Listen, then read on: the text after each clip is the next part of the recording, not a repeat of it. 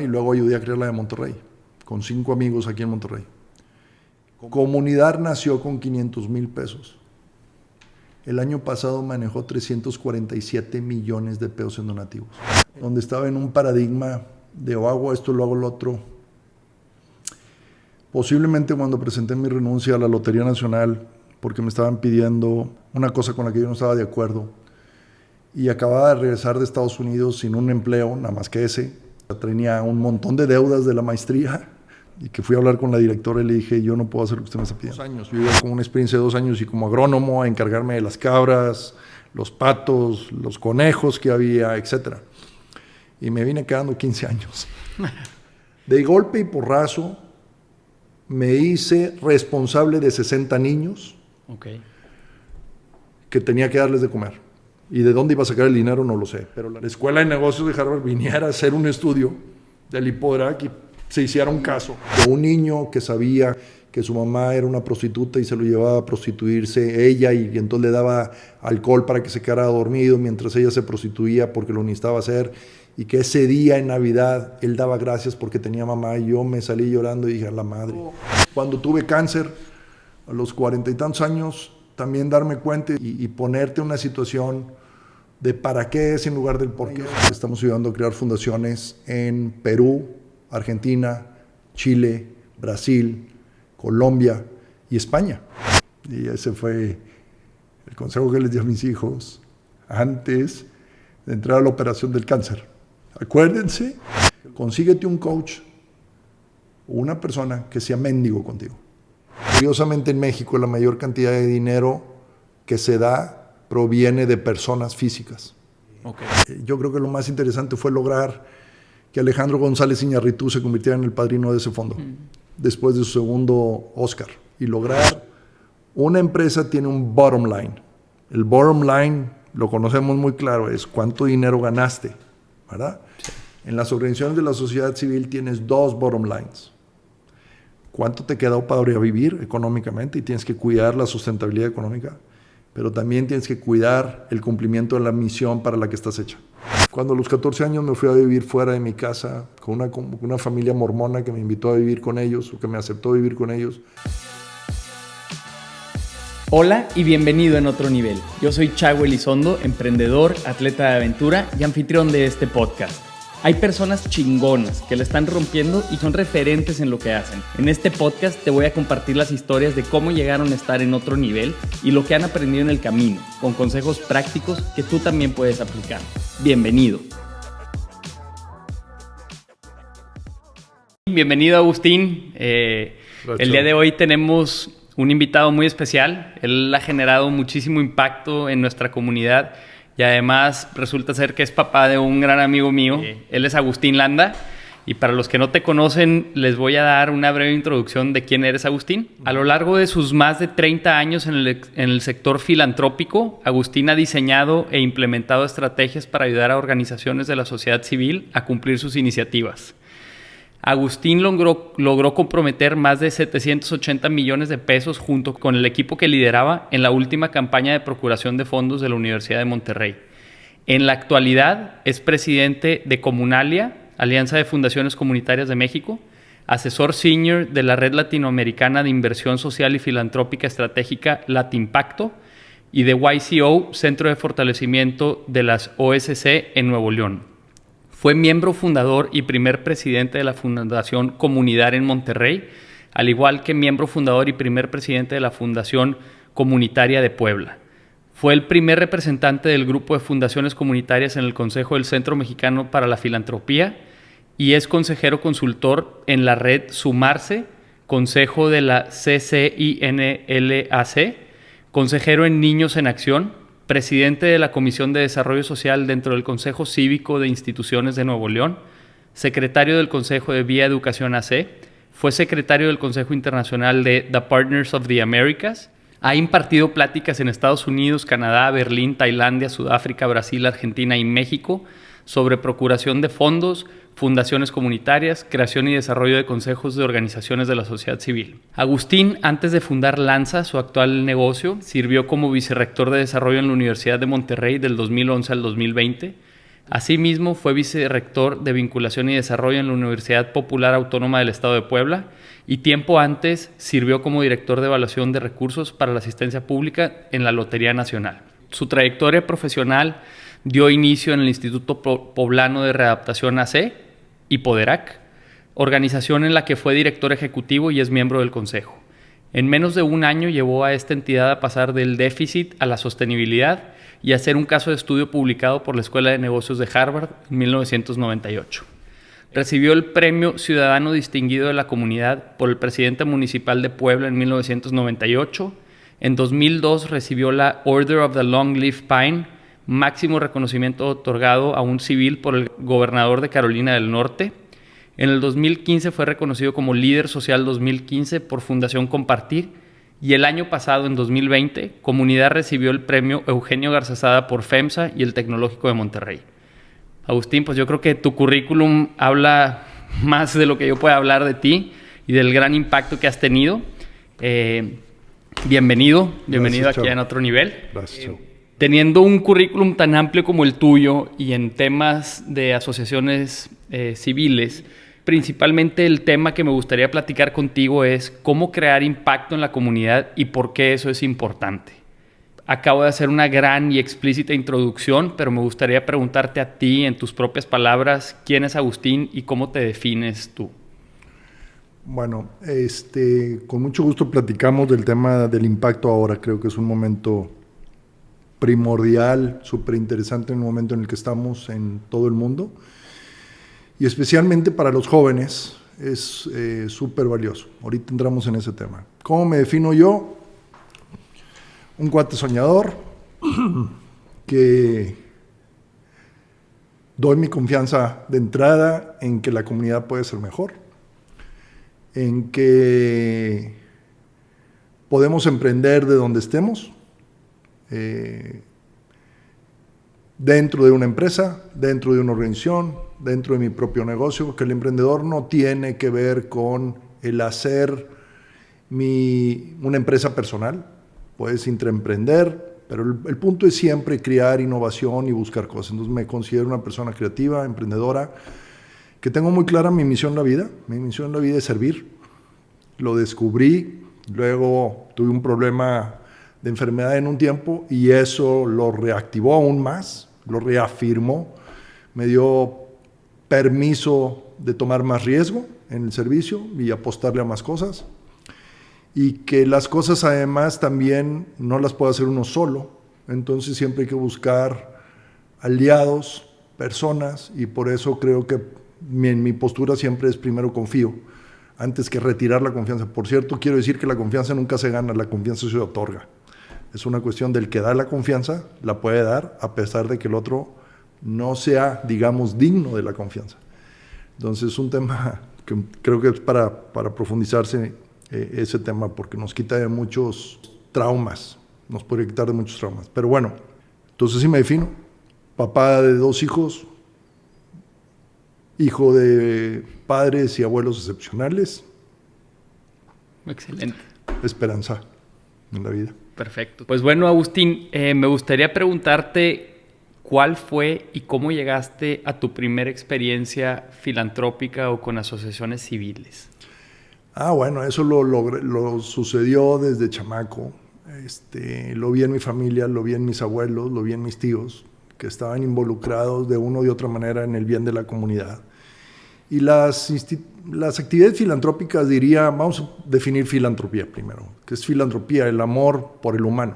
Entonces, cualquier acción de voluntariado que hagas también es un cierto tipo de filantropía. Y por cierto que el término filantropía lo inventó un romano a principios, los primeros siglos después de Cristo, para poderle competir a los cristianos con el término caridad. ¿Okay?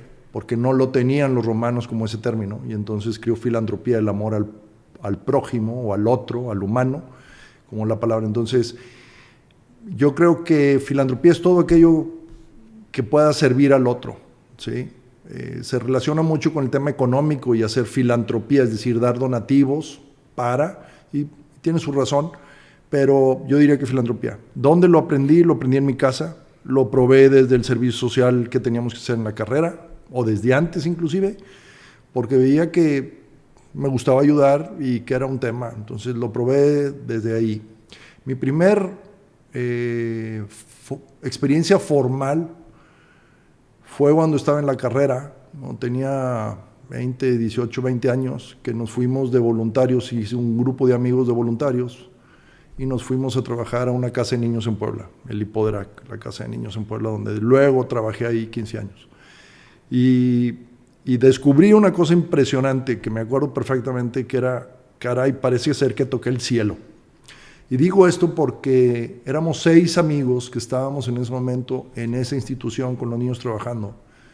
Y la manera en que nos cuidábamos unos a otros, a mí me hizo entender que el cielo debe haber sido así, que yo no me tenía que preocupar de mí porque los demás estaban preocupados por mí. Pero yo, al preocuparme por los demás, entonces también les hacía el cielo a ellos. Y entonces el cielo era algo compartido, algo que si colaborábamos era más fácil para todos. Entonces aprendí que eso es el servicio, y es la filantropía, es compartir con otros, cuidando a otros, porque naturalmente los otros van a cuidar de mí. Okay. Entonces, salir de mi yo-yo y de yo cuidarme a mí, más bien cuidando al otro, sé que el otro me cuida a mí. Ok. ¿Qué hacen en el Hipoderac? El Hipoderac es una casa de niños que fueron abandonados posiblemente cuando tenían desde 4 años, 3 años, hasta 10, 12 años, y que tuvieron que irse a vivir en la calle porque o fueron abandonados, o fueron explotados, o porque hicieron delincuencia en razón de buscar con qué comer. Entonces es una casa, una pequeña granja, 9 hectáreas de terreno, que recibíamos a los jóvenes y los educábamos, los formábamos, tratábamos de darle ejemplo de cómo ser familia y poder ellos romper el círculo vicioso que tenían de una familia disfuncional a una familia funcional, o al menos una idea de una. Y ahí nos íbamos de voluntarios. Posteriormente, yo terminé la carrera en el 85 como agrónomo. Yo trabajaba en el rancho con mi papá, y en el 87 me fui a vivir ahí con una experiencia de 2 años. Yo iba con una experiencia de 2 años y como agrónomo a encargarme de las cabras, los patos, los conejos que había, etcétera. Y me vine quedando 15 años. Y incluso entiendo que te llevaste a tu familia y vivieron también contigo. Bueno, esa es otra historia. Sí. Yo me fui soltero. Tenía 24 años cuando me fui. Porque sí, yo me fui en el 86. Me casé en el 88. Yo me fui en el 86. O sea, un año después de graduado de la carrera. Y yo llegué soltero. Luego conocí a mi novia aquí en Monterrey. Conocí a una muchacha en una visita a Monterrey, y pues me empezó a gustar, y luego pues ella se animó a seguir mis locuras, que fue muy interesante porque realmente, si tú te imaginas, yo tenía un sueldo verdaderamente mínimo en aquel entonces se arriesgó a dejar las comunidades de aquí de Monterrey, de San Pedro. Connie se arriesgó a eso. Fue toda una discusión dentro de mi familia, dentro de su familia, entre nosotros, de si íbamos a vivir allá o no, y se fue y aceptó casarse conmigo. Hay unas historias muy bonitas de cómo sucedió todo esto, y luego ahí, ya viviendo ahí, nacieron Adrián, que es tu cuate, y Rebeca, y nacieron ahí, y ahí vivieron. Adrián vivió desde el 90, vivió hasta el 2001, o sea, 11 años, y Rebeca, pues 10. Ok. Y entiendo que en el Hipoderac, como lo mencioné en tu introducción, tío, había un déficit, sí, o había un presupuesto deficitario, y tú lograste ayudar a que el Hipoderac fuera autosustentable. ¿Cómo lograste esto? Porque creo que esa también es una de las claves fundamentales de las organizaciones. Y eso no sé, y es mi perspectiva desde afuera, que el volverlas autosustentables les da mucho mayor posibilidades de éxito a través del tiempo, el que puedan vivir por sí mismas. Sí. A ver, lo logramos, y el Hipoderac siempre tuvo una visión de que tenía que producir algo. Teníamos una huerta de aguacates muy grande, que era un lugar donde el aguacate era originario, teníamos conejos, teníamos cabras, teníamos una pequeña fábrica de quesos. O sea, teníamos como 8 o 9 negocios internos. Y al principio, cuando yo llegué, vamos a decir, llegué, si no me equivoco, llegué un 15 de octubre de 1986 al Lipodrac. A la semana, la directora, que era una tía mía, que vivía ahí, pero trabajaba en el Instituto Nacional de Antropología e Historia, se enfermó. Y no había quien conocía el proyecto para dirigirlo. Y a los 24 años me encargaron. O sea, de golpe y porrazo, me hice responsable de 60 niños que tenía que darles de comer. Y de dónde iba a sacar el dinero no lo sé, pero la necesidad es fabulosa para enseñarte a tocar puertas y hacer cosas. Entonces, pues empezamos a pedir dinero, y nunca había hecho yo procuración de fondos, y empecé a pedir dinero y empecé a buscar las maneras de utilizar los recursos que teníamos. Entonces, empecé a producir más conejo, teníamos cerca de 2,000 conejos, y entonces logré un contrato con la Volkswagen para sus comedores. Empezamos a vender verduras, teníamos muy buena fama que las verduras del Lipodrac eran de muy buena calidad y las vendíamos en la iglesia, entonces desarrollé un proceso de entrega a domicilio de verduras, y con eso mantenía casi la semana la nómina de todos los empleados, nada más con ese negocito. Y el aguacate le empezamos a invertir, entonces llegó la cosecha del aguacate, y luego las cabras, y empezamos a darle para adelante. Entonces, con la misma producción que teníamos. Entonces, luego... Entiendo que tienen quesos reconocidos también, ¿no? Ahorita, bueno, en los 90s, pero esto estoy hablando en los 80s. Y luego vino una decisión muy importante. Teníamos 7 negocios internos, y tuve que tomar una decisión triste, pero necesaria. No puedo hacer negocio para 7 negocios al mismo tiempo. Hay algunas sinergias entre algunos de ellos, pero ninguno va a tener el volumen necesario para mantener el de este. Entonces tomé la decisión, convencí al consejo, tomé la decisión, mi tía se peleó conmigo, me dejó de hablar 2 años, tiré los 6 hectáreas de aguacate que teníamos, sembramos alfalfa, logramos conseguir el dinero para poner un sistema de riego por aspersión, y crecimos el número de cabras. Y entonces empezamos a producir quesos. Conseguimos un técnico voluntario que nos dio toda la tecnología suiza para hacer quesos artesanales de la mejor calidad, y llegamos a ganar un concurso, si no me equivoco, es el único queso mexicano artesanal que ha ganado un 3er lugar en una competencia en Suiza a nivel mundial. Órale. Entonces, sí, no es cualquier queso. Y este queso ha sido reconocido bien, y ahora la quesería todavía genera más o menos el 70% de los ingresos necesarios para sostener la organización. Luego creamos un negocio de jabones de leche de cabra también, porque teníamos ahí, esto es muy interesante para los empresarios, y eso es una cosa interesante también, porque luego piensan que en la filantropía no hay que ser empresario, en la filantropía hay que ser bastante empresario. Nosotros teníamos un ciclo de producción de leche de las cabras totalmente inverso a la época de venta. O sea, la mayor producción de leche era en verano, y la menor venta de queso era en el verano. Y la menor producción de leche era de septiembre a diciembre, especialmente diciembre, que es cuando todos te piden para las Navidades, y era la menor producción de leche en ese momento. Entonces, ¿cómo vamos a mantener la leche? ¿Cómo le vamos a dar un valor a la leche cuando tenemos la mayor cantidad? Entonces desarrollamos un negocio de jabones de leche de cabra, y aprendimos a producir cuajada para poderla congelar y producir quesos en el invierno cuando ya no teníamos leche. Entonces, o sea, cuando piensas, bueno, innovamos, pero le metimos tecnología, teníamos tecnología francesa, éramos los primeros inseminadores de cabras de México, teníamos un porcentaje de 80%, o sea, traíamos el mejor semen y la mejor producción de cabras de México, desde Francia, trayendo el semen de Francia. O sea, no nos metimos a trasplante de embriones porque ya era una locura hacer trasplante de embriones, pero le metimos tecnología, teníamos un proceso de ventas súper lean, súper slim, teníamos 6 indicadores que revisábamos cada semana, que eran cómo están nuestras cobranzas, cómo están nuestros pagos, cómo están nuestros inventarios, cómo están los planes de producción, cómo están las cuentas de bancos y cómo están nuestras deudas. Y con eso sabíamos cómo estaba el Lipodrac y lo manejábamos súper bien. Eso hizo, en cierta manera, que Harvard, la Escuela de Negocios de Harvard, viniera a hacer un estudio del Lipodrac y se hiciera un caso.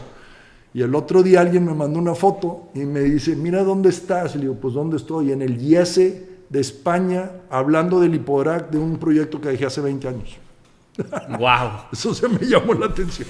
¿Y cómo se enteró Harvard de esto? O sea, ¿ustedes fueron a tocar puertas también como Hipoderac? Fue una muchacha que eventualmente venía de voluntaria. Ella había estudiado en Harvard y con el profesor Jim Austin, que era el que manejaba todo el tema de emprendimiento social, y le llamó mucho la atención y creó el caso de Harvard del Lipodrac. Y creo que se ha puesto, ahorita que mencionas el tema, se ha puesto muy de moda el emprendimiento social o los negocios de impacto social, pero o sea, entiendo que esta era una época donde eso ni siquiera era un tema, todavía no empezaba.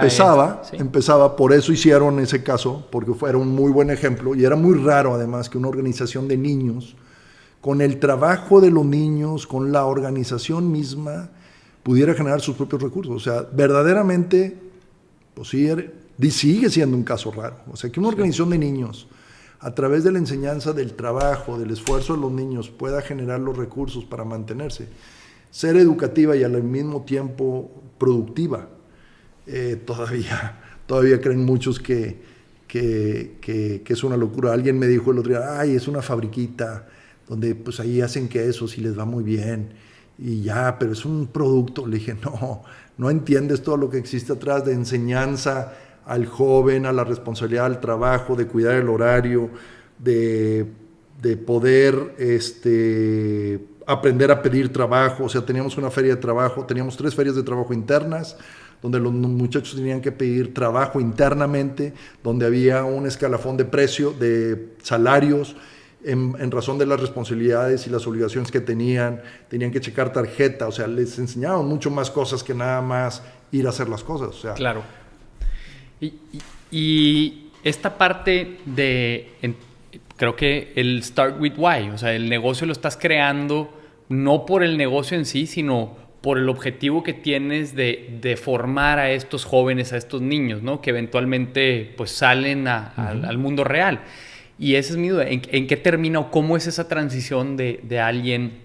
Ustedes, pues, por así decirlo, hacen su chamba en el Hipoderac, tratan de formar jóvenes, ¿y cómo se termina? Ellos empiezan a buscar, o llega a cierta edad y buscan afuera oportunidades.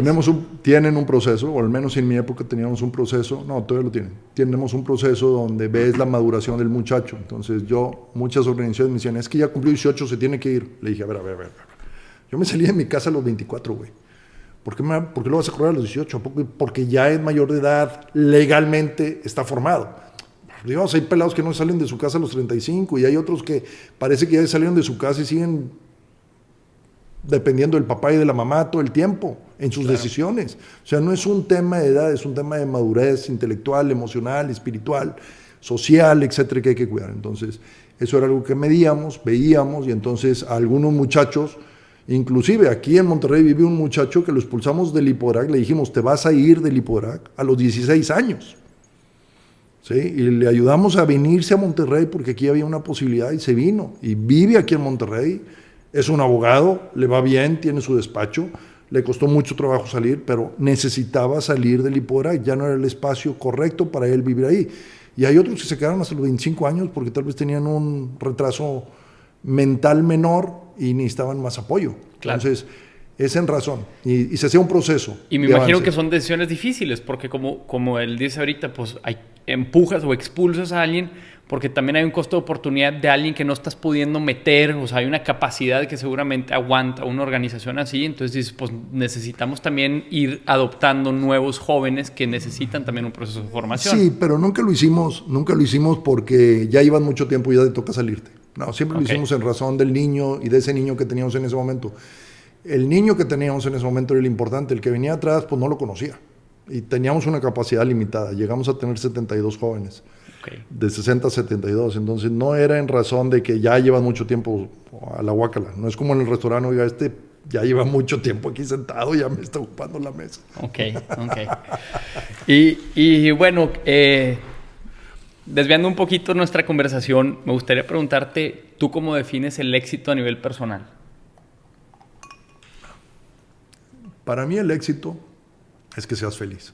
Mira, tal vez ya sabes esta historia, chavo.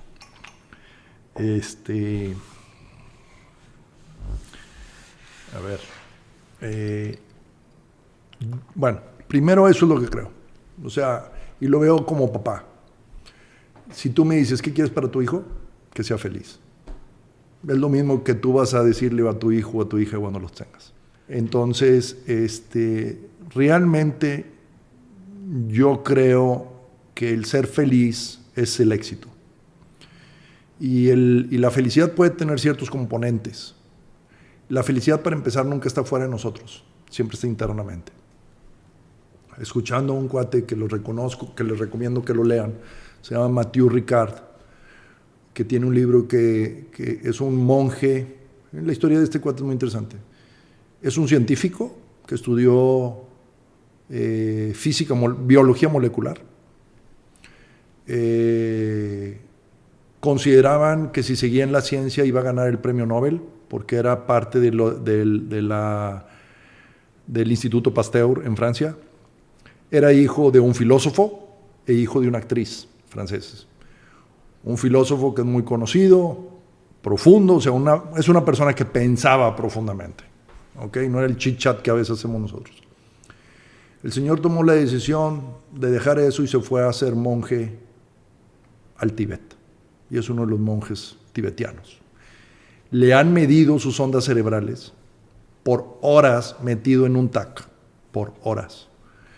Y tiene la capacidad de generar pensamientos de alegría y de felicidad continuamente por 12 horas o más. La escala va de menos 6 a 6, siendo la escala más alta positiva la menos 6, es decir, una escala inversa. El señor llegó a menos 6 todo el tiempo. Lo califican el hombre más feliz del mundo, se llama Mathieu Ricard, y escribió un libro que se llama Happiness, Most Important Skill in Life. Es decir, la felicidad es una habilidad. Okay. No es un sentimiento nada más. No es un momentáneo. Entonces y la felicidad, y como lo dice en su libro, es, si uno pensara que el dinero nos hace felices, bueno, pues nos dices, si estoy en una alberca y digo, oye, tengo una alberca de 20 metros y esta me hace feliz, y si la haces de 40 eres doblemente feliz. No, ¿verdad? O de 60. Sí. 3 veces eres triplemente feliz. No, es totalmente externo. Entonces la felicidad está interna. Entonces yo creo, cada quien tiene sus parámetros. En México, el índice de felicidad, específicamente en Monterrey, en el 2008 era de las 6 ciudades más felices del mundo. Y estaba basada la felicidad en 4 cosas que teníamos: las relaciones intrafamiliares, la espiritualidad y religiosidad que teníamos, el sentido de comunidad que teníamos, y que teníamos un sueldo promedio bueno. ¿Sabes cuál era el sueldo promedio? Para el threshold de felicidad en México, en aquel entonces, $5,000 anuales. Okay. Una persona que recibía $5,000 anuales en aquel entonces se sentía que podía vivir bien. En Estados Unidos eran $70,000 anuales. O sea, en Estados Unidos te cuesta ser más... 35 veces. 75, 35 veces, bueno, más o menos. Te cuesta... Y después de $70,000, el dinero ya no es importante para ser feliz. ¿Sí? ¿Ok? Sí. Al contrario, puede llegar a un punto en donde te puede quitar felicidad por andarla cuidando. Entonces, yo, por ejemplo, he tenido las tentaciones de comprarme una moto y de repente digo, y la voy a tener ahí guardada y no la voy a usar un montón de tiempo y al rato voy a andar preocupado. Mejor voy y se la pido a un amigo. ¿Para qué la quiero yo tener? No me da el tener la felicidad. Lo que me gusta es usarla. Claro. Pues mejor voy y se la pido a un amigo o la rento. No necesito tenerla, ¿verdad? Entonces son creo, cosas que te pones en la. Entonces, por ejemplo, para mí la felicidad ha sido mucho descubrir mi pasión, mi misión de vida, de servir.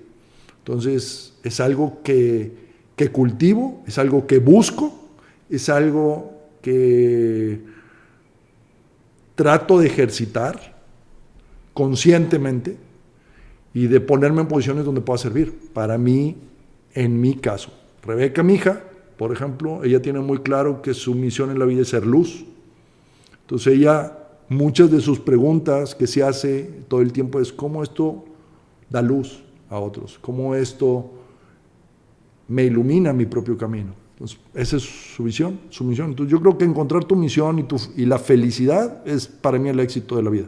Ok, muy interesante. Y curiosamente, velo, o sea, las personas que verdaderamente admiramos en el mundo son aquellos que han seguido su misión de vida y su pasión, incluyendo que nos hemos equivocado en ellas. Pero, por ejemplo, si yo te digo, dime nombres de personas que tú dijeras, wow, han hecho un cambio en el mundo, dame nombres. Steve Jobs. Ok, Steve Jobs, ¿qué te dice sobre la felicidad al final? Él escribió un tema sobre la felicidad y te dijo, la felicidad está en tus relaciones. Tuvo cáncer de páncreas y le pegó durísimo y entendió otras cosas y ahí está. Hizo mucho dinero. ¿Le importaba a él verdaderamente el dinero al final? Era una consecuencia de... Sí. ¿Quién Gandhi. más? Gandhi. Se dedicó al servicio y a buscar la paz. Sí. Albert Einstein. Albert Einstein. Sí. Le interesaba y le gustaba la ciencia y trabajó en descubrir. El dinero fue una consecuencia. Los bienes materiales son una consecuencia. No pueden ser el fin, porque la felicidad no está afuera, la felicidad está interna. Ok. Y bueno, más un poquito en ese camino y en cómo te has convertido en el Agustín que eres hoy. ¿Qué experiencias crees tú que han marcado tu vida o que han sido un parteaguas para llevarte a quien eres y donde estás el día de hoy? Yo creo que, bueno, obviamente mi familia ha sido súper importante. Y digo mi familia, mi papá, mi mamá, mi abuelo, personas que admiraba, que veía, que admiro todavía. Me pregunto muchas cosas sobre ellos a veces, que me dieron una luz de camino. Tuve una nana que fue formidable y que me enseñó muchísimo a Dios. Chanita.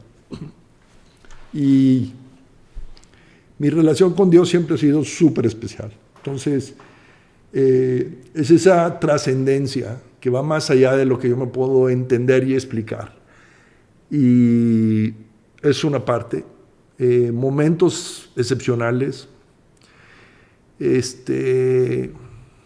Cuando a los 14 años me fui a vivir fuera de mi casa a Utah, con una familia mormona que me invitó a vivir con ellos, o que me aceptó vivir con ellos, poder comparar mi vida que tenía aquí a la que tenían ellos y poder valorar, yo creo que es algo muy importante y híjole, a mí me duele cuando ahora veo a los niños y a los hijos tan sobreprotegidos que no les permiten experimentar cosas. Entonces, a mí la experimentación me ha ayudado muchísimo a entender quién soy, qué quiero ser, y a también darme cuenta. Entonces me fui a los 14 años, un año, luego me volvieron a invitar y me fui otra vez a Utah a vivir otros 4 meses. Tuve que hacer secundaria abierta para poder recuperar los años. Luego terminé la prepa y me fui a Bélgica a vivir, y vivía enfrente, no teníamos dinero para vivir en un mejor lugar, entonces vivíamos frente a los 2 prostíbulos que había en la ciudad. Y era impresionante decir lo que ahí veías y pasaba. Nunca entramos ni Tony ni yo, pero veíamos las señoras y luego las veíamos en la calle y cómo ellas se trataban, esperaban que las tratáramos con dignidad, aún aunque fueran prostitutas. Y entonces aprendí el sentido de la dignidad. No depende de la carrera que haces, depende de tú quién eres y qué te crees que eres. Y que uno además siempre debe tratar a las personas con dignidad.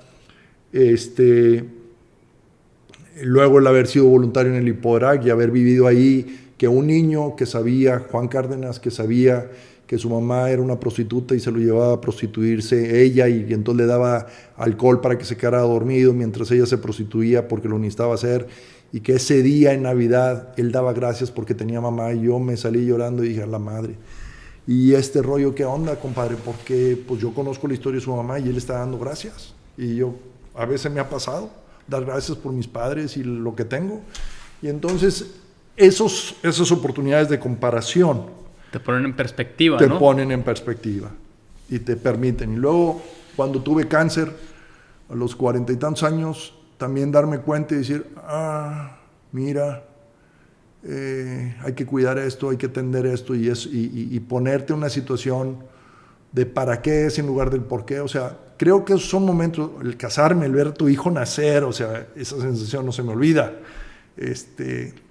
Y creo que también en mi vida hubo momentos donde sentí la presencia de Dios muy clara. Por ejemplo, yo te puedo decir que Connie, mi esposa, para mí es un regalo de Dios. Ok. Muy, muy interesante. Habiendo recorrido tantas cosas diferentes en tu vida, ahorita que me platicas, pues estuve en Utah y viví con unos mormones, y estuve en Bélgica y viví enfrente de un prostíbulo. ¿Cómo llegabas a estas situaciones? O sea, tú siendo católico, ¿cómo terminas con una familia mormona en Utah? O sea, ¿dónde buscabas esto? No, había una organización que se llamaba International Fellowship, que era un proceso y nosotros contratamos a la organización me encontró casa en Utah. Okay. Y bueno, a mis papás les importaba que fuera una familia bien formada para tener yo ejemplo, y entonces pues cuando me invitaron, pues me fui a vivir con ellos y aprendí mucho del campo. Ellos eran granjeros, además de profesores de la universidad. Él era el encargado de la librería, de la biblioteca, de la primaria, y ella era profesora en la primaria, pero además tenían un rancho, y entonces también tenían 3 hijos, y entonces pues tenían un cuate de mi edad, Evan, y luego Evan, Steven y Cristina. Entonces yo entré ahí, entonces fue una experiencia ahora soy el mayor de la casa junto con el otro, cuando aquí yo era de los menores. Entonces esas situaciones te ayudan a madurar, y no es que las busqué así, me voy a ir porque las diseñé así, pero siempre fue estar abierto a experimentar, y yo creo que es algo que aún tengo. Yo quiero probar cosas nuevas que me ayuden a ampliar mis horizontes y mis concepciones. Por ejemplo, ahorita estoy todo en el tema de filantropía, pero ahora estoy estudiando muy fuerte todo el tema de inversión por impacto, lo que son los objetivos de desarrollo social sostenibles, los objetivos de desarrollo sostenible, y los principios ambientales, sociales y de gobernanza para los negocios. Me voy a tomar un curso junto con Adrián para certificarnos en eso, porque es algo que viene nuevo. Cuando estaba en la universidad me metí a entender qué era el tema Lean, entonces es estas ganas de siempre estar tratando de aprender y estar inquieto. Yo creo que eso es ¿Y qué buscas? O sea, participando en tantas asociaciones y aprendiendo cosas nuevas, ¿qué buscas tú en un proyecto para involucrarte? Bueno, que tenga una... Yo me he vuelto sofisticado ahora. Es decir, ya no me meto en cualquier proyecto. Antes, al principio, era donde me inviten para aprender y ver. Ahora soy más sofisticado. Veo los proyectos donde pueda construir un mayor valor agregado con mis capacidades. Y en otras es donde yo pueda aprender más para incrementar mi valor. Entonces, por ejemplo, cuando me metí a ayudar a crear Latimpacto, no conocía nada del sector de inversión por impacto. Aunque habíamos sido emprendedores sociales, ese tema yo como que lo dejé después de haber salido de la institución, y me lo vine encontrando en 2018, otra vez, y volteé y dije, ¿qué? Los jóvenes, ¿qué están creando? ¿Y con qué actitud tan positiva? Y yo tengo que volver a esto. Entonces, empezar a entender eso. Entonces, me meto entre las que puedo yo dar valor y las que yo puedo aprender y me dan valor a mí. Yo creo que esas son las dos partes que hay que escoger. Y luego la otra parte es donde yo puedo juntar. Yo me considero un vinculador, donde conecto oportunidades de unas con otras por mi manera de pensar creativa que tengo y de ver tal vez puntos que en el mapa no se ven tan fácil. Y yo veo que hay unas conexiones. Entonces ayudo a conectar esas cosas. Ok, justo te me adelantaste porque te iba a preguntar ahorita que decías donde yo puedo generar más valor, ¿qué crees tú que son tus fortalezas y en lo que más valor aportas en donde participas? Bueno, tengo una profundidad de conocimiento del sector filantrópico, del sector no lucrativo, pero también fui emprendedor cuando hice todos estos negocios en la Organización de Niños de la Calle. Entonces, creo que tengo la capacidad de entender el mundo emprendedor de negocio con el mundo filantrópico y juntar esos dos mundos.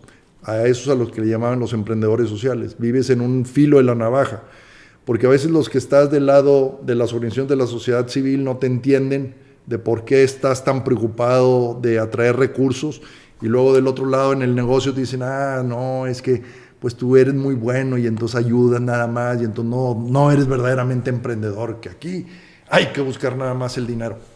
Gracias a Dios eso ya ha cambiado. Entonces,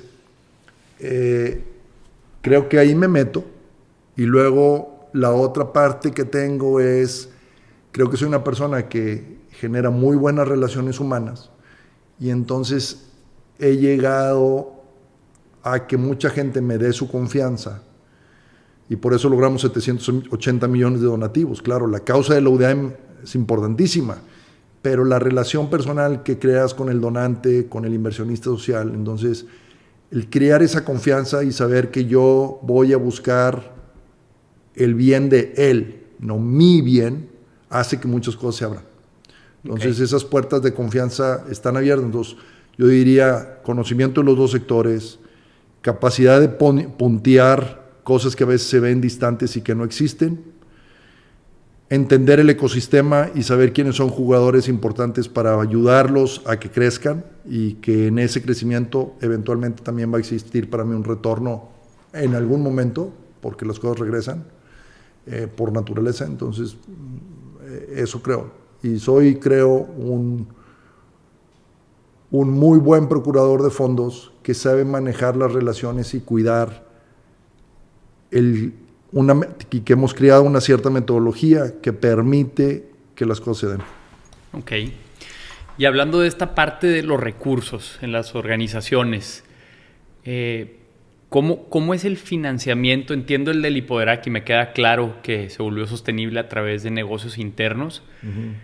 En otros aspectos, en otras que has participado, ¿cómo le hacen para sobrevivir como organizaciones que no generan recursos propios? La mayoría de donativos, de pedir donativos a gente, apoyos a gente, vender cursos, cuotas de recuperación por algunos servicios que prestan, etc. Lamentablemente el gobierno este año pasado nos ha limitado, entonces no puedes pasarte el 50% de generación de ingresos por negocios propios. Puso un límite por una estupidez mal entendida, pero bueno, así ya sabemos que nuestro gobierno, y no es tema de Morena, es tema de Hacienda desde hace 15 años. Por ejemplo, el Lipoderac, si generara más del 50% de sus recursos con negocio propio, ¿ya no entra? Ya no puede, tiene que desaparecer inclusive. Ok. Entonces ahora las organizaciones van a estar más forzadas a incrementar más su capacidad de donativos y de lograr que la comunidad los apoye. Entonces, la mayoría de las organizaciones que existen es a través de donativos. Hay muchos tipos de donativos, hay diferentes tácticas de donativos, hay cerca de 6, 7 tácticas de lograr donativos. Pero la mayoría de estas son a convocatorias abiertas que lanzan empresas o fundaciones para donar dinero. Pero hay otros mecanismos. El mejor, como si fuera una licitación, pero en vez de para contratar algo, para donar. Tráeme tu proyecto y lo evaluamos. Exactamente. Ok. Que es, desde mi punto de vista, un muy buen camino, pero no es el que más margen tiene. ¿En qué sentido? No es el que te produce la mayor cantidad de dinero. Curiosamente, en México, la mayor cantidad de dinero que se da proviene de personas físicas. Ok. No de empresas. Filántropos particulares. Filántropos particulares que dan su donativo, y eso sí lo declaran, porque si no está declarado aún es todavía más. O lo definen ellos, pero utilizan a la empresa para que reciba el deducible. Entonces, legalmente o contablemente, fiscalmente aparece la empresa, pero realmente la decisión fue de una persona. Okay. O de varias personas como familia o grupo. Y ahorita hablabas que hay varias estrategias o tácticas para recaudar fondos. Uh-huh. Alguien que está empezando una organización, que tiene pues ya encontró una causa, algo que quiere involucrarse, ¿qué tácticas le puedes recomendar que empiece a buscar? Estoy hablando de alguien que está empezando apenas, o sea, no es alguna pues, que ya tenga un nombre muy grande o que esté muy bien posicionado. ¿Puede aplicar a este tipo de fondeo de empresas que destinan a causas... Hey, ¿Sí? A ver, tú has sido emprendedor y has echado pitch de empresa para que inviertan contigo, ¿verdad? Es correcto. ¿Qué es lo que tú haces para que alguien crea en ti? Pues les presento el proyecto, me presento yo, los resultados esperados que espero obtener con el proyecto y demás.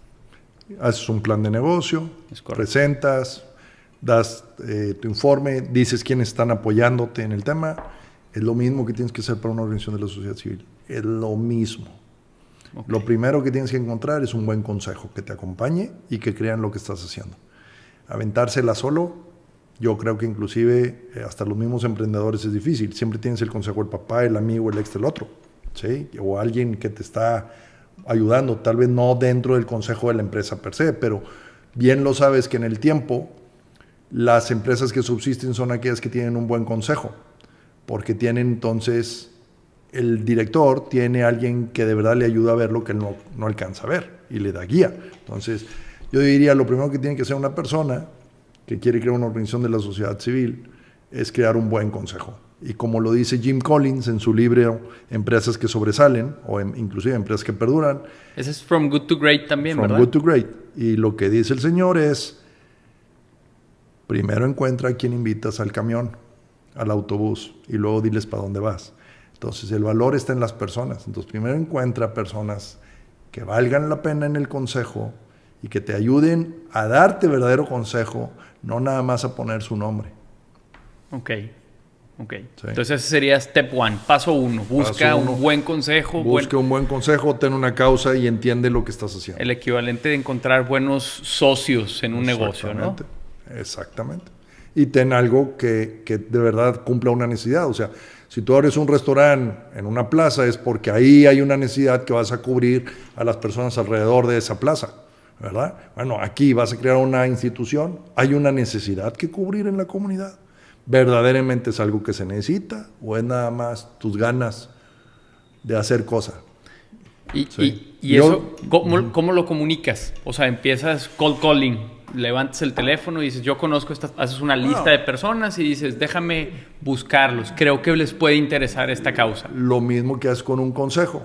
Si tú dices, a ver, quiero crear un consejo bueno para mi empresa, pues necesito por lo menos alguien que sepa de finanzas. Pues necesito a alguien que sepa de leyes. Pues necesito a alguien que sepa de recursos humanos. Necesito a alguien que sepa de la industria en la que me estoy metiendo. Necesito a alguien que tenga relaciones con bancos para que me puedan dar financiamiento o con inversionistas. Es igualito. Sí. Es igualito. La única diferencia, Santiago, es que en el negocio personal el dinero va para ti. ¿Sí? En la organización de la sociedad civil, el dinero va para la causa que estás queriendo ayudar. Ok. Es la diferencia entre lucrativo y no lucrativo. Pero al final las bases son las mismas. ¿Se hace cuenta? El equivalente a un vendedor será alguien que esté levantando donativos. Con excepción, y lo dice Jim Collins también, con excepción que un negocio tiene una misión generalmente. Y una organización tiene dos cosas. A ver, regreso. Una empresa tiene un bottom line. El bottom line, lo conocemos muy claro, es cuánto dinero ganaste, ¿verdad? Sí. En las organizaciones de la sociedad civil tienes dos bottom lines. ¿Cuánto te quedó para vivir económicamente? Y tienes que cuidar la sustentabilidad económica, pero también tienes que cuidar el cumplimiento de la misión para la que estás hecha, que es cuántos jóvenes ayudé, cuántos salieron adelante, o cuántas personas les di de comer, etc. Eso también es un bottom line. Entonces, en realidad es más complejo manejar una organización de la sociedad civil. Y si no, pregúntale a Michael Jordan, cuando quiso crear su fundación, la cerró a los 7 años, dijo, esto está más complicado que nada, la cerró. Okay. Y hablando de esa complejidad, ¿qué crees tú que es el reto más grande que enfrentan hoy las organizaciones civiles en México? Bueno, hay internos y externos de cada sociedad, de cada organización. Yo creo que la falta de profesionalización de muchas organizaciones, personas que han querido hacer el bien, pero que no se han puesto a hacer lo profesional que deberían de hacer o ser para hacer las cosas. Entonces hay un reto en las organizaciones, en su profesionalización y en su impacto de las causas. Y luego tienes retos externos, y creo que un reto externo ahorita importante, no tanto el financiamiento, fíjate, yo creo que hay mucho financiamiento posible, especialmente aquí en Monterrey y en México. Hay financiamiento para poder hacer muchas cosas, lo que pasa es que hay que saberlo pedir, igual que el que quiere crear un negocio y que a la mera hora cuando andan metido te das cuenta que hay mucho dinero y que realmente, es más, hay gente que está buscando que me traiga negocios para invertir, ¿verdad? Y entonces no creo que sea problema tanto el dinero, creo que es más el profesionalismo de las personas. Y la otra, los riesgos externos, ahorita, y no es de ahorita, y quiero ser muy claro, no es de ahorita del gobierno de Morena. Desde la época de Felipe Calderón, la Secretaría de Hacienda ha tenido un sentido de persecución de las organizaciones de la sociedad civil, ¿sí? Que se ha ido acelerando año con año. Y sucedió con Calderón. Primero fue el que disminuyó la posibilidad de deducir las donaciones y puso un tope. Y luego con Peña y ahora con Morena, ¿sí? Entonces, creo que no es un tema de ahorita, está sucediendo desde 2012 para acá. Okay. De 2006 para acá. Y en temas de la filantropía y las organizaciones civiles, ¿cómo ves el futuro de la filantropía? O sea, ¿crees que también se están montando en esta ola de la tecnología y tal vez microdonativos? No sé, sí, claro. ¿cómo ves el futuro en ese sentido? A ver, y no nada más de la filantropía, creo que viene un proceso muy interesante, que por eso me metí a esta organización que les recomiendo que se metan para que aprendan más, se llama Latimpacto. Latim con M, Latimpacto, latimpacto.org, que lo que hace es estudia el continuo de capital. ¿Qué es el continuo de capital? La manera en que se invierte dinero en cualquier cosa, desde aquella que es totalmente filantrópica, es una donación donde no esperas obtener ningún retorno económico, hasta aquella otra que es meto dinero y invierto dinero en un negocio para ganar dinero.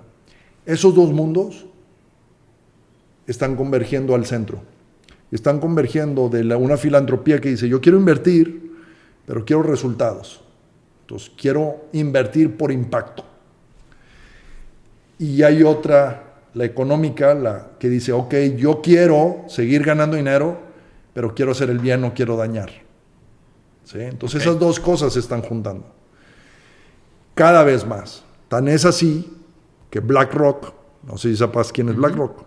BlackRock, fondo de inversión más grande del mundo, ¿no? Exactamente. Dijeron, señores, yo ya no voy a invertir en negocios que no tengan un beneficio para la sociedad y para el medio ambiente y que además estén manejados correctamente y den cuentas a la sociedad. Entonces hubo una rueda de inversionistas a nivel mundial en Estados Unidos hace 2 años, hicieron una declaración donde dijeron, señores, de ahora en adelante, para mí como fondo de inversión ya no me importan las utilidades cada vez trimestrales. Quiero una visión mayor de largo plazo, porque no la estamos jugando. Entonces, ¿y qué están diciendo? Si tú no tienes una teoría de cambio y una teoría de impacto de temas de ambientales, sociales y de gobierno corporativo, yo voy a dejar de invertir en ti. Y BlackRock castigó a 153 empresas el año pasado a nivel mundial y les dijo, yo ya no voy a invertir en ti. Ya les dijo, ya dejó de invertir en ellos. Y van por otras tantas cada trimestre. Y por ejemplo, ¿estas tienen que cumplir con las 3 o es una de las 3? Tienes que cumplir con las 3. Okay. Tienes que tener una teoría para las 3. El año pasado que yo empecé a meterme en este tema, te topabas que los desarrolladores de aquí, de real estate, de desarrolladores inmobiliarios, cuando hablaba con ellos me decían, sí, eso está muy interesante, yo también quiero, y sí lo hago, pero no lo tengo en mi teoría de negocio, etc. No tardaron 6 meses para estarnos buscando y decirnos, oye Agustín, ayúdanos a crear nuestra teoría de principios de medio ambiente, sociales y de gobierno corporativo. Hay empresas inmobiliarias que están haciendo todo su proceso para convertirse en B Corporations. B Corporations son Beneficial Corporations, que está empezando a crecer en el mundo. Entonces, Esto es una tendencia Y con enorme. esto tendrían acceso a fondos, por ejemplo, de BlackRock y de otros fondos. Entonces, las organizaciones de la sociedad civil tienen que entender que ahora los donantes les van a pedir resultados reales, medibles, y que si no los tienen no van a recibir donativos. ¿Ok? Por el otro lado, y que en algunos casos donde se pueda, inclusive tienen que pagar un crédito, porque ya hay quien aporta donativos a otras organizaciones esperando que la organización le regrese el donativo inicial que le hicieron, que ya no es donativo, es inversión. En México no se puede, pero en otras partes del mundo sí. Okay. Y por el otro lado, las fundaciones van a poder decir, o las organizaciones van a decir, oye, yo voy a crear un negocio mío que me va a ayudar a ganar dinero, para meter dinero a las causas sociales que yo quiero. Entonces, como el caso del Lipodrac, separar el negocio del queso de la organización y lo hago crecer lo más que puedo, con la condición de que todas las utilidades o una muy buena parte de las utilidades siempre las voy a donar a obras de beneficencia. ¿Tú sabes quién es la dueña de Mapfre, por ejemplo? No. Fundación Mapfre. Ok. Fundación Mapfre es la dueña de Mapfre, no al revés. Órale. ¿Ok? ¿Y con qué objetivo? Porque O sea, Mapfre, su objetivo era ser una fundación y beneficencia pública, y Mapfre en sí es su brazo que alimenta esa fundación, o sea, que genera utilidades para que subsista. No me acuerdo cómo sucedió, pero Mapfre, me imagino que existió y luego se creó la fundación, pero se convirtió en la dueña de todas las acciones de Mapfre. Órale. Principalmente. Fundación Ford en un momento fue así. Fundación Ford fue dueña fuertemente de Ford. Después se desinvertió de Ford y ya no tiene nada que ver la Fundación Ford con Ford. Fundación Kellogg, igual. Fundación, etcétera. O sea, eran dueños de las acciones de las empresas y lo hacían, y todo lo que ganaban ahí lo dirigían a hacer el bien. Entonces, yo creo que las organizaciones de la sociedad civil van a tener que entender más la inversión por impacto, el desarrollar, el entender con impacto y dar resultados más claros. Y por el otro lado, los negocios van a tener que moverse de nada más ganar dinero a poder tener una teoría de cambio que diga, hey, yo estoy haciendo el bien en la comunidad también. Y lo van a tener que demostrar.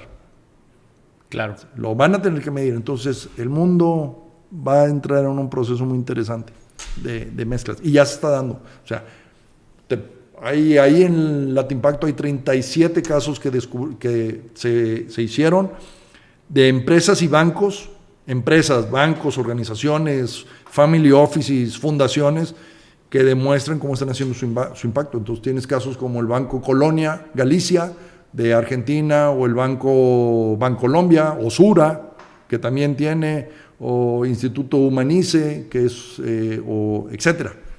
O Risa, la empresa Risa, que se llama Risa aquí en Monterrey, okay, tiene un fondo de impacto. Ok. ¿Sí? Y para ti en este momento, ¿cuál crees tú que es la causa? O bueno, más bien, para ti en lo personal, ¿cuál crees tú que es tu causa? ¿La educación? No. ¿El hambre? No. Mi causa es fortalecer las estructuras sociales de nuestra comunidad para que podamos tomar mejores decisiones. Entonces, cuando leíste mi currículum, ahí decía que yo había creado 2 fundaciones comunitarias. Uh-huh. Ayudé a crear la de Puebla y luego ayudé a crear la de Monterrey, con 5 amigos aquí en Monterrey. Comunidad manejó, tal vez se dieron cuenta, manejó todo esto de Unir y Dar el año pasado, que fue el grupo de los 12 empresarios más importantes, o las empresas más importantes de Nuevo León, Soriana, FEMSA, Alfa, Sitza, Vitro, ¿quién más están? Signos, no me acuerdo, todas las que están, Frisa, decidieron aportar recursos para atender la pandemia. Comunidad nació con 500,000 pesos. El año pasado manejó 347 millones de pesos en donativos. Órale. En 8 años. Órale. En 8 años. ¿Sí? Eso es emprendimiento también. Y no a veces no lo pensamos. ¿Sí? Creció. ¿Qué hace Comunidad? Comunidad lo que hace es una estructura de manejo de dinero filantrópico para facilitarle a los filántropos, a los que quieren ayudar en su comunidad a hacer mejor las cosas, junto con las organizaciones de la sociedad civil, y organiza a la sociedad para poderlo hacer. O sea, es un intermediario entre la empresa que tiene el dinero y quiere donar y no sabe a quién dárselo. O no sabe cómo hacerlo. Claro. Y la persona que ya tiene un proyecto concreto. Exactamente. Entonces, se ayudaron a todos los hospitales de Nuevo León, públicos y privados. Se les dio material de caretas, trajes, ventiladores y otras cosas. Se apoyó a más de 30,000 familias con alimentación por 3 meses o 4 meses mientras no tenían trabajo. ¿Y Comunidad lanza convocatorias? ¿O cómo se enteran ustedes de estos proyectos? No, nosotros fuimos a buscar esos proyectos. Nosotros como fundación dijimos hay que mover ahorita. Bueno, en el caso de la primera que se llama Respira Nuevo León, fueron 2 o 3 empresarios jóvenes, o empresarios, no sé si que tan jóvenes, porque no conozco a Walo personalmente, pero Walo y Mauricio Zambrano, que dijeron queremos dar respiradores, ventiladores, y no sabemos cómo hacerlo y no tenemos una fundación y no sé cómo donar ni juntar dinero, y fueron con comunidad y le dijeron, oye, ¿tú sí sabes hacer esto? Sí hacer esto. ¿Nos puedes ayudar? Y ahí prendió. ¿Sí? Entonces, entonces luego el G10 o el grupo de los 12 le metió dinero y se distribuyó dinero inclusive en todo México a través de comunidad. Entonces, cuando me dices, ¿tú dónde están tus causas? Mis causas están en crear capacidades para que la sociedad pueda responder a las necesidades que tiene. Muy bien. Esas son mis causas, palancas de desarrollo. ¿Cuál es el logro o satisfacción personal o profesional del que más orgulloso te sientes en tu vida? Mis hijos. Tus hijos. Sin duda. Ok, muy bien, muy concreto. La principal o principales lecciones que has aprendido a lo largo de toda tu carrera. Pero a ver, déjame te digo algo, porque mis hijos sí, pero quiero decir otras cosas. Ahí, o sea, sí, me siento súper orgulloso de mis 2 hijos. Creo que tengo unos chavazos súper buenos. Pero me ha dado mucha satisfacción poder crear fondos de becas. Fondos de becas para ayudar a jóvenes a que puedan estudiar y que persigan su sueño. Hay 2 fondos, hay 3 fondos que hemos creado que para mí son así como muy cercanos a mi corazón. Uno que creamos en Puesta, que se llama Una Apuesta de Futuro. Poder traer jóvenes indígenas a que estudiaran en la universidad, pero que no perdieran su identidad indígena y que utilizaran la universidad como un trampolín para ayudar mejor a su comunidad. Es un proyecto que existe en Puebla, sigue en Puebla. ¿Esto hace cuánto se creó? Lo iniciamos en 2007 y sigue estando en Puebla, trabajando. ¿Y estas comunidades son poblanas o son de todo México? Poblanas, principalmente de Puebla, sí, de Puebla. Comunidades indígenas. Había jóvenes que no sabían hablar español cuando llegaron a la universidad. El otro, un proyecto que hicimos en la Universidad de Monterrey, que se llama Formar para Transformar. Un fondo de becas para líderes o jóvenes que tienen vocación de servicio en su comunidad y que los entrenamos para ser mejores servidores y mejores emprendedores sociales, pero siempre con una visión de servir a la comunidad.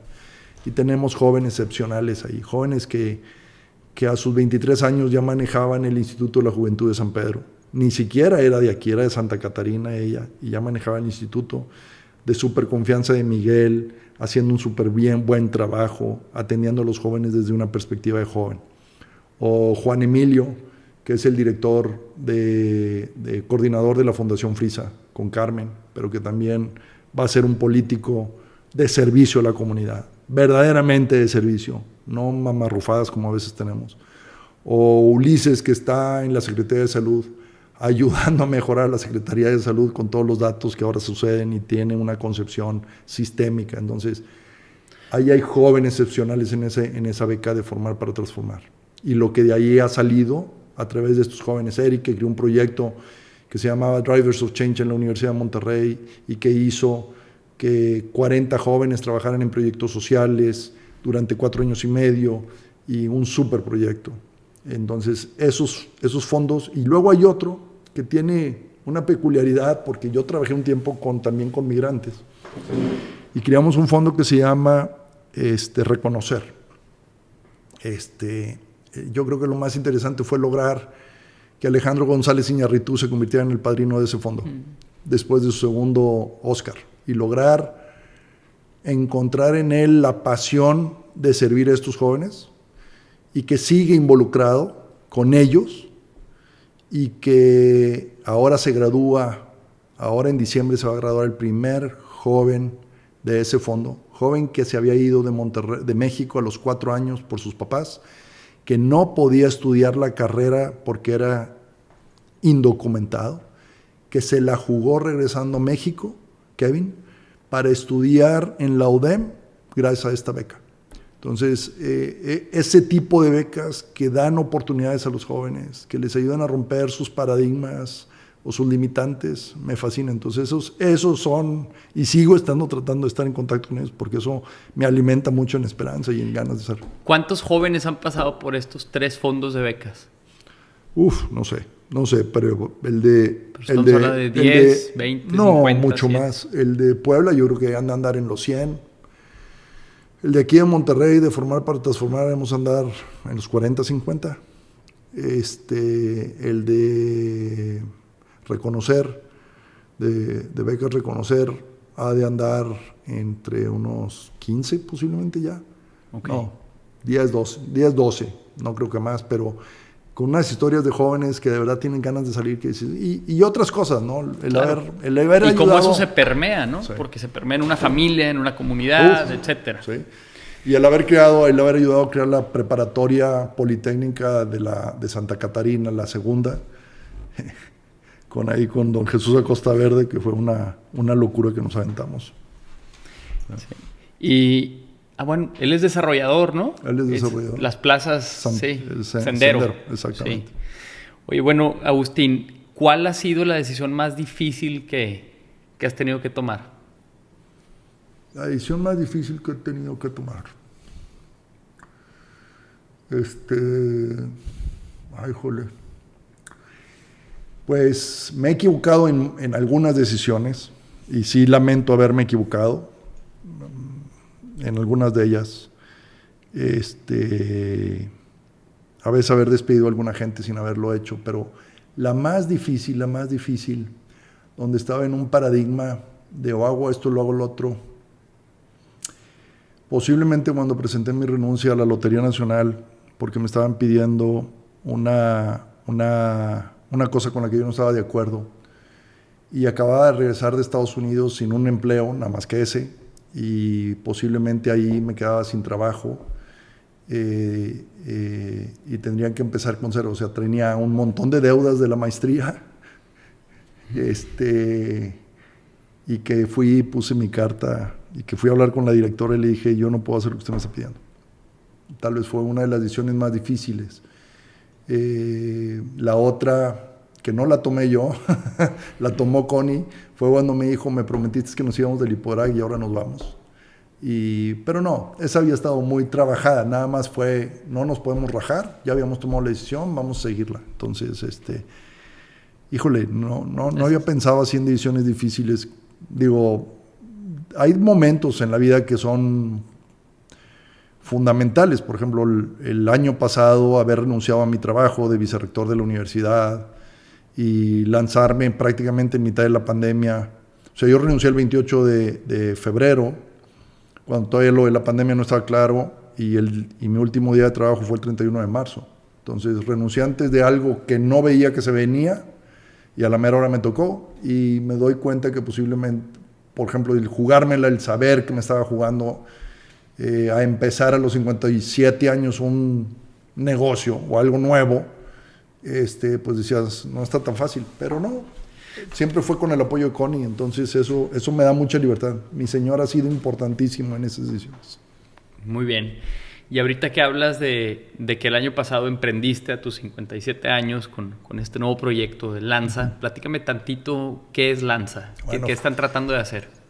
Lanza es una consultoría, okay, que tiene 3 cosas. Uno, aprovechar mi experiencia en la procuración de fondos y ayudar a organizaciones a crear sus estructuras de procuración de fondos. O sea, la procuración de fondos no es difícil si tienes una buena estructura bien creada. Y creo que Yo aprendí mucho de la UPAEP en Puebla y aprendí mucho de la UDEM, de algo que ya tenían ellos y que nada más me tocó llevarlo un poquito mejor, porque lo había hecho muy bien Adalberto, luego Isabela Navarro, que sigue en la UDEM, habían hecho un excelente trabajo y yo llegué a ponerle un poquito de más crema al taco y de ver cómo organizar ciertas cosas. Entonces eso que aprendí, llevarlo al servicio de más organizaciones. Entonces ahorita, como el trabajo con la Fundación de la Universidad de Nuevo León, que estamos empezando a trabajar con ellos, Fundación Promover, posiblemente Nacional Monte Piedad, estoy trabajando con ellos. Y luego una cosa bien chistosa, o sea, estas fundaciones comunitarias que yo crié o que ayudé a criar, siempre lo hice como voluntario, no era mi trabajo, o sea, yo trabajaba en una organización y andaba metido en otra cosa, haciendo cosas, ¿verdad?, en la fundación comunitaria. Y ahora, curiosamente, por haber sido promotor de 2 fundaciones comunitarias, ahora una buena parte de mi trabajo es ayudar a crear fundaciones comunitarias en otras partes del mundo. Entonces, ahorita estoy contratado por una de las fundaciones más interesantes de Estados Unidos, que es la Charles Stewart Mott Foundation. Ya llevamos, este es el segundo año de consultoría con ellos, que le estamos ayudando a crear fundaciones en Perú, Argentina, Chile, Brasil, Colombia y España. Órale. Entonces estoy trabajando con ellos en asesorar el proceso de creación de fundaciones comunitarias y eso está fabuloso. Y la otra línea, y de fundaciones, entonces inclusive para familias, nos acaban de contactar de unas familias de Sonora que quieren que les ayudemos a hacer su estrategia de planeación o su planeación estratégica para crear la fundación familiar. ¿Sí? Entonces, eso está muy interesante porque trabajas con las motivaciones de la familia, los papás y los hijos, porque quieren que sea de toda la familia. Entonces, eso es algo que al haber trabajado con tantos donantes, haber creado 2 fundaciones, el trabajar con fundaciones internacionales me permite tener una perspectiva de cómo ayudar. Pero lo interesante es que esto era mi trabajo voluntario y ahora mi trabajo voluntario es el que me da para comer. Órale. Y la otra parte es este tema de los principios de ESG o ambientales, sociales y gobierno. Entonces, el socio, somos 4 socios en esto, todos somos de la casa, mi esposa, mi hija, mi hijo y yo. Okay. Estamos constituyéndonos queremos ser una corporación B, una B Corporation, entonces estamos en ese proceso. Tenemos ya 2 empleadas que están trabajando con nosotros, jóvenes que también tienen un espíritu social. Yo no metería a mi empresa nadie que no tuviera un espíritu social de ahora en adelante, nunca lo haría. Creo que el estar metido allá afuera y entendiendo qué le pasa a la comunidad enriquece mucho el negocio y va a generar círculos virtuosos. Pero entonces el Adrián pues anda en España entendiendo que es inversión por impacto y entendiendo y estudiando ese tema y pues tal vez se nos quede allá, pero está bien que se quede allá porque entonces ya tendremos oficina también en España. Muy bien. Y profesionalmente, ¿cómo, o sea, concluyendo un poco nuestra entrevista, ¿cómo ves tú terminando tu carrera? O sea, ¿te ves en esto mismo? ¿Te ves haciendo algún fondo de capital para invertir en empresas de impacto social? ¿Te ves como catedrático? ¿Cómo te ves terminando tu carrera? Me veo como estoy. Realmente creo que tal vez nada más va a ser un tema de intensidad. Me encanta formar parte de consejos de organizaciones, poner al servicio de la organización mis relaciones, mi persona, los contactos y el poco dinero que a veces pudiera dar ahí. Me encanta ayudar a que la gente aprendan a pescar y no a darles el pescado. Entonces, desarrollar capacidades en las personas y en las organizaciones me encanta. Entonces, no me veo muy así de dejar de hacer o de formar parte de la comunidad. Tengo un hobby que me encanta, que es la carpintería. Entonces tengo una pequeña carpintería en el rancho. Me gustaría crear un maker space para niños y jóvenes, porque creo que el hacer cosas con las manos les da otra dimensión. Hemos olvidado eso. ¿Qué es un maker space? Un maker space es un espacio donde tienes herramientas y maquinaria y cosas para que las gentes puedan llegar a crear cosas. Ok. ¿Sí? Entonces pones máquinas de carpintería, impresoras 3D, torno, soldadoras, inclusive cortadoras de vidrio y otras cosas, y la gente llega a crear cosas. Entonces, al niño y al joven se le desarrollan habilidades que a veces ya no vemos. O sea, no es lo mismo crear una imagen muy bonita en la pantalla que haber tenido que ir a tomar la foto o haberla criado y tenerla en las manos, literalmente. Inclusive ahora que se están creando todo este tema de los NFTs, del Non-Fundable Tokens, está muy interesante, pero es otra dimensión que nos lleva a pensar en eso y decir, tiene valor ahora en esta otra dimensión digital. Entonces, está padre, pero eso también cómo lo llevas a la vida real y cómo lo pones en algo concreto. Bueno. Ok. Si hoy tuvieras la oportunidad de encontrarte al Agustín de 20 años, aquel que fue de voluntario con sus amigos al Hipoderac y así, ¿qué le dirías? Le diría lo que he aprendido en la vida. Le diría, Agustín, lo más importante es ser feliz. Y ese fue el consejo que les di a mis hijos antes de entrar a la operación del cáncer. Acuérdense que lo más importante es ser feliz. Entonces, yo eso es lo que le diría a Agustín. No hagas las cosas porque las debes de hacer.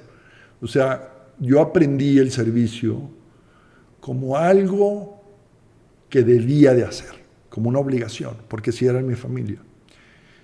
Y eso me quitó por muchos años el placer de servir.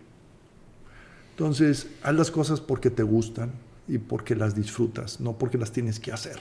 Claro, en esa decisión de hacer cosas que las que te gustan, hay cosas que tienes que hacer. Es como si tú me dijeras, oye, disfruto mucho el deporte de aventura, pero no quiero entrenar. Pues no vas a disfrutar y tal vez entrenar no te gusta, porque es una friega y te duelen los músculos y forzarte y es ¿verdad? Sí. Bueno, eso sí lo tienes que hacer porque tomaste una decisión más importante. Entonces es como si yo dijera, oye, no quiero servir en la comunidad, quiero servir en la comunidad, pero no quiero que me molesten. Pues no, güey, te van a molestar, ni modo, eso viene con el paquete. Claro. Entonces yo les diría eso, lo más importante es ser feliz y no lo hagas porque debes de hacerlo. ¿Sí? Okay. Hazlo porque quieres. Hazlo porque verdaderamente lo disfrutas, te apasiona, te saca lo mejor de ti, te pones en posibilidad de crecer y de aprender. Y la otra que les diría es, consíguete un coach o una persona que sea mendigo contigo, que te hable las netas, que te ayude a crecer. Tengo dos últimas preguntas. La primera es, si tú estuvieras ahorita aquí en mi lugar, ¿hay algo que te hubieras preguntado que yo no te he preguntado? ¿Algo que quieras compartir que yo no te he dicho? No, creo que has hecho muy buenas preguntas. En razón de lo que soy y de lo que creo que es tu público, pensando en esos jóvenes y en esas jóvenes que creo que nos escuchan, no creo que me escuchen a mí los de mi edad, lo único que tal vez es, con todo, sí, una pregunta. En todo esto cambiante, Agustín, ¿qué es lo que tú recomendarías que un muchacho, y también es algo que yo le diría a mis hijos ahora, o a ese muchacho de 20 años, para que no te absorba la vorágine de todo el cambio que se está dando? Estamos en un momento que muchos le llaman el VUCA: volatilidad, uncertainty, incertidumbre, complexity, complejidad, y ambigüedad. Es decir, cosas en las que a veces estás ambiguo y las tienes que hacer. Estás entre y esta y parece que no puedes hacer las dos y sin embargo sí vas a tener que hacer las dos.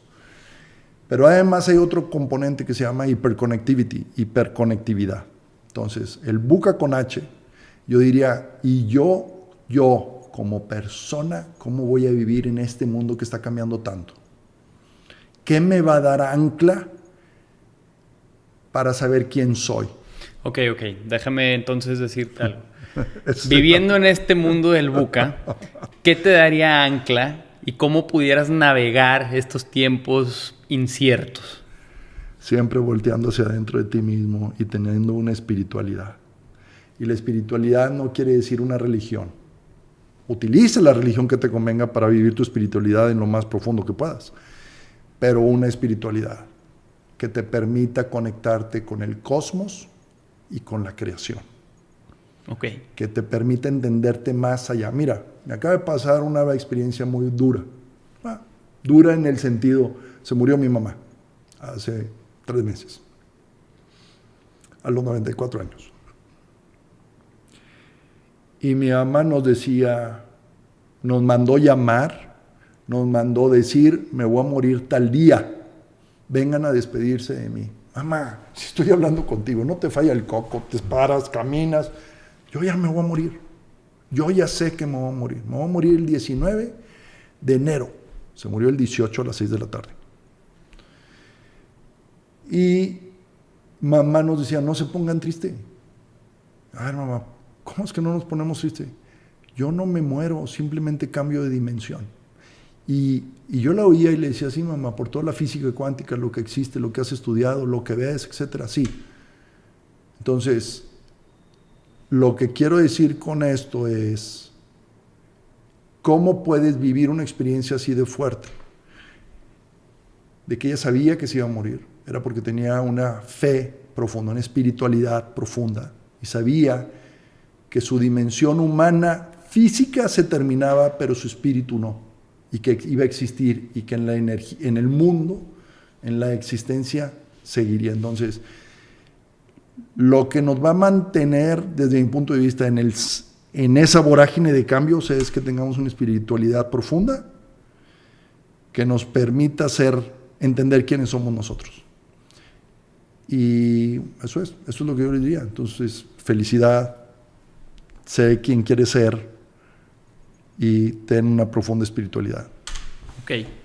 Y ahora sí, ya para terminar, ¿qué nos pudiera recomendar en términos de contenido? Llámense libros, bueno, les videos. Les dije un libro que se llama Jim Collins, lo mencionaste ahorita. El de Jim Collins, Empresas que perduran o empresas que sobresalen. Los dos son muy buenos libros para emprendedores o para cualquiera. Entender cómo una organización puede sobrevivir, dónde están los valores para una organización sobrevivir. Ahí están muy claros y creo que se aplica para cualquiera. Otro que yo recomiendo muchísimo y que no nada más lo recomiendo yo, lo recomiendan 2 personas que en su vida han hablado sobre liderazgo. Uno era Stephen Covey, que tenía los 7 hábitos de las gentes altamente efectivas, que murió, mormón, por cierto. Otro es Peter Senge, maestro de cambio organizacional o desarrollo organizacional de MIT, creador de la quinta disciplina. Los 2 recomiendan un libro que se escribió en 1977 por una persona que se llama Robert Greenleaf. Y el libro se llama Servant Leadership. Y yo les recomendaría ese libro. Creo que es súper poderoso y si quieres manejar bien una organización y entenderte también a ti como líder en la comunidad, primero te tienes que entender como servidor de la comunidad o servidor de tu empresa.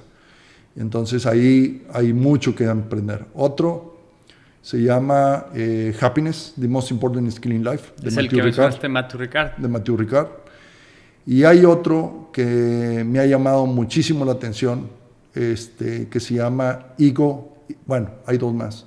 Uno que se llama Ego is the Enemy, Ego es el enemigo, de Ryan, un cuate, lo puedo buscar así, tiene varios libros, pero ese libro es duro, si lo tomas en serio es muy duro con uno mismo y te ayuda a quitarte esas capas de ego que crees que no tienes, si de verdad lo haces y lo estudias.